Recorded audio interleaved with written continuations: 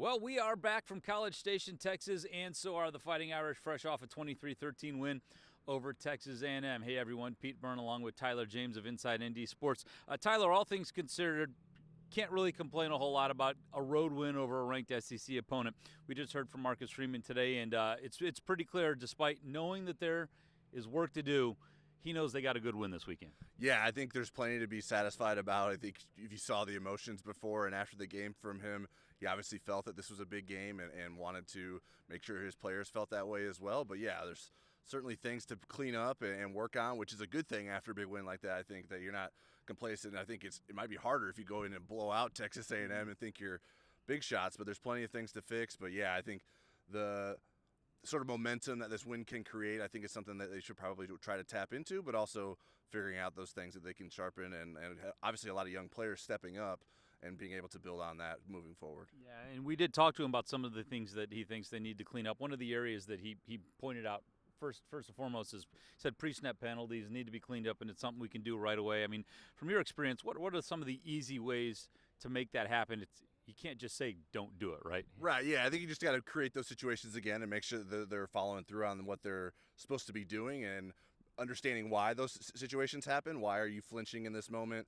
Certainly playing at home will make that a little bit easier on the offensive line. They won't be dealing with the crowd noise in the same way that they were at Texas A&M. But, yeah, just continuing to rep that. I think especially when you're talking about the younger offensive linemen, they're probably going to be more comfortable going into their second game starting than they were in their first game starting, especially in that atmosphere. So just getting those guys comfortable, making sure that they know what they're doing during the play, so maybe they're not thinking as much about it before the play, and then they're able to focus on the snap and the stuff like that. Another thing that should make it easier is simply being here at Notre Dame Stadium. Right. It should be quiet when Notre Dame has the football. I know they're excited about being at home.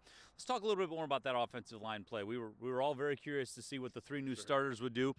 Marcus Freeman just told us he thought that they played very, very well under the circumstances. I'm curious your evaluation of their play. Yeah, I thought they played well. I mean, they weren't dominant by any stretch, and I don't think anyone could have expected them to be, right? I think there was plenty of moments where there's some lessons to learn, and that's a really good defensive front that Notre Dame just went against at Texas A&M. But especially the way that they were able to finish the game, you have to take a lot of confidence from that those guys were still getting after it. You're able to go down the field and have a game-winning drive in the fourth quarter in an environment like that.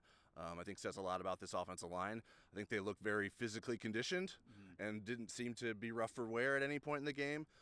So I thought that as a whole, it was very good. I liked particularly Emil Wagner was someone, I don't know if you weren't paying attention, you were like, what did he play? And that's a good thing for an offensive lineman usually.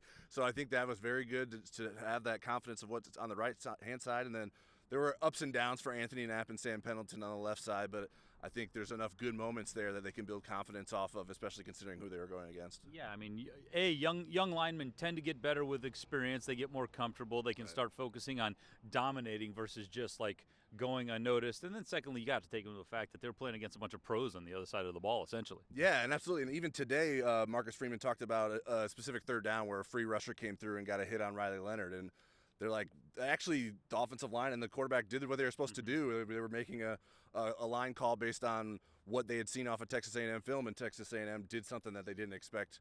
Notre Dame didn't expect them to do. So the coaches own that mistake, and that makes you feel better as a player that, hey, we did the right thing. And it didn't maybe end up the right way, but we did what we were prepared to do, so we know that we have the confidence. And also, hey, Coach Freeman's going to stand up for us in a moment like that, that if it was the coach's fault, they'll say it was their fault, and they'll be able to be accountable for that. On the other side of the football, obviously, defensively, Notre Dame looked really good. They won the turnover battle. They held Texas A&M to next to no yardage, only let them in the end zone one time. One thing that Marcus Freeman talked about just now was his linebacking rotation. They've said that 5 guys are going to play. He, in fact, called all 5 of them starters just now, but they showed it in critical moments on Saturday. Yeah, no matter what the situation was, you weren't necessarily sure who was going to be on the field. And I think that was a little bit of a surprise because I think we thought maybe Jalen Snead and Jack Kaiser would be the guys you would lean on more in those moments because of their experience. But Drake Bowen, Jaden Osbury, Kingston Villiamuasa, those guys were playing in big moments in different combinations, and that truly shows that they're not just talking about 5 guys being starters, but they're actually playing in that way and trusting in them in those big situations. One piece of injury news to come out of today's press conference, and not a huge surprise, Jordan Faison. We saw him get dinged up on Saturday night. He's got a sprained ankle. He's going to be out 1 to 2 weeks.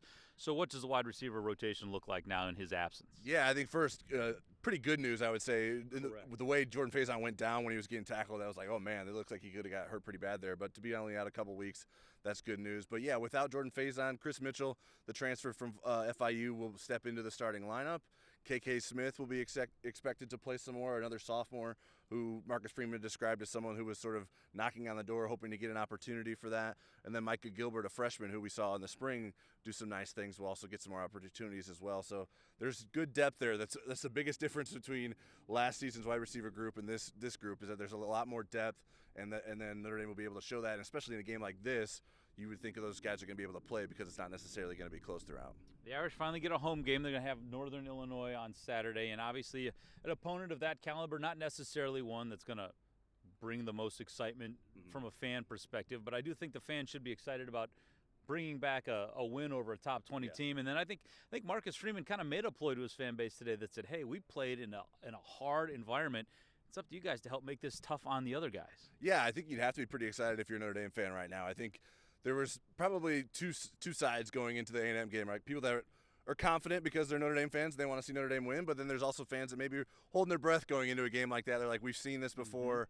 We don't know if Notre Dame can win this kind of game, but Notre Dame did. And so I would expect Notre Dame fans to come out and support them. And also, I think they've done some things in the stadium to try to make it a better atmosphere, and I'm curious to see what that looks like come Saturday and the rest of the season. But yeah, I think coming off of that win, I think there should be plenty of energy in the stadium, especially if the team plays like we think they will. All right, Tyler, as always, appreciate your time. Look forward to talking to you again next week. You bet. All right, that's going to do it for this week. Irish take on Northern Illinois in the home opener this Saturday right here at Notre Dame Stadium.